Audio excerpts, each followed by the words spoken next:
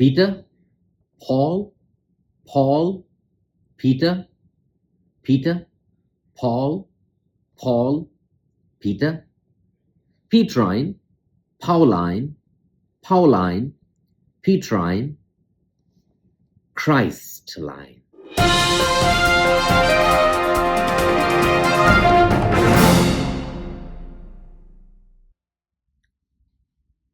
Friends, welcome to Holy Trinity Catholic Church, where we believe, belong, and become. On this last Sunday in June, the Church invites us to reflect and celebrate joyfully the solemnity of Saints Peter and Paul. Peter, Paul, Peter, Paul, Paul, Peter. Why? Why do we celebrate them together as a solemnity? Simply because of this. The faith of Peter, the proclamation of Paul are the foundations for who we are, what we want to do to continue the mission of Christ on the earth. The faith of Peter, the proclamation of Paul, Peter for Jewish people, Paul for Gentiles, for you and me and all of us. The feast celebrates the two pillars on which Christianity is built. Peter with the community of Jews in Jerusalem, and Paul to the rest of the world, the Gentile world. Together, Peter and Paul represent the universality of the church. The vestments we wear today, the red vestments, indicate the price they both paid for the conviction of their faith and proclamation. The price they paid for the conviction of their faith of Peter and the proclamation of Paul. The focus today is not on their office, Petrine office, Pauline office, but more on the character of their witness and their proclamation, which is Christline. We have two ministries in the church, Petrine ministry and Pauline ministry. The faith of Peter and the proclamation of Paul. The focus is not so much on their office as such, but on the Christ line who they proclaimed through faith and witness. The first reading talks about the beginnings of Peter in the early Christian community. The second reading talks about the evolving nature of Paul from being Saul of Tarsus, of becoming Paul of Christ. But this question is quite categorical. In the gospel, Jesus asked the disciples, "Who do you say that I am?" The church is rooted in this identity of Christ.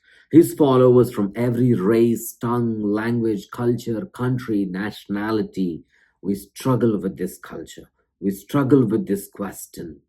Every generation before us and after us will have to face this question.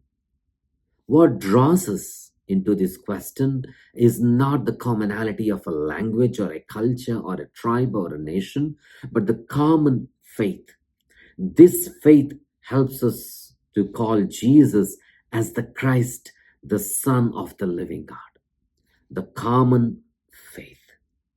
The common faith. La fe común. La fe común. Sometimes we struggle to fully grasp this identity and live it because as human, we are divided based on culture, language, nationality, ethnicity, where we come from, what we do, who we are, what we wear, how we look, how we think, what we affiliate with. What brings us together in Peter and Paul is the common faith.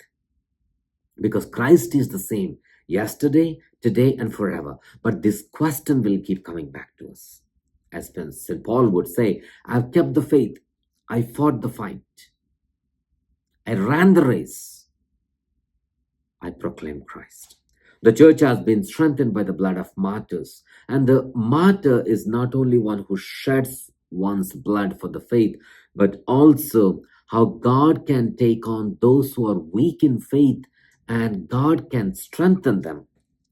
How God will strengthen the faith of our faith, your faith, my faith, which is weak, and God can make it strong. Once transformed by the love of Christ, both Peter and Paul threw themselves into the mission. But the transformation had to happen for Peter with this question, who do you say that I am? For Paul, the encounter with the risen Christ. Together, till their last breath, they proclaimed Christ. In the world today, we see martyrs are all over the place, not only shedding blood, but also martyrdom of culture. What price are we willing to pay against the culture, the martyrdom of our culture and traditions? Martyr is not only one who sheds blood, but the one who gives a witness, a testimony. Like Peter and Paul, in the midst of our cultures and societies that are constantly posing threats to our faith and proclamation, how can we become a witness to the faith? Gospel reading asks this categorical question: who do you say I am? First, there is Christological question. Two, there is ecclesiological question. But there is the essential question of who Christ is for you and for me. While Petrine ministry and Pauline ministry are important, the essential and fundamental aspect is not we are Petrine or Pauline, but are we Christline? Are we Christ-like? Because both Peter and Paul proclaimed that faith and lived as witnesses to the proclamation and faith. Petrine, Pauline, and Christline. Father Praveen Lakiseti here at Holy Trinity Catholic Church in San Antonio, Texas. Thank you and God bless.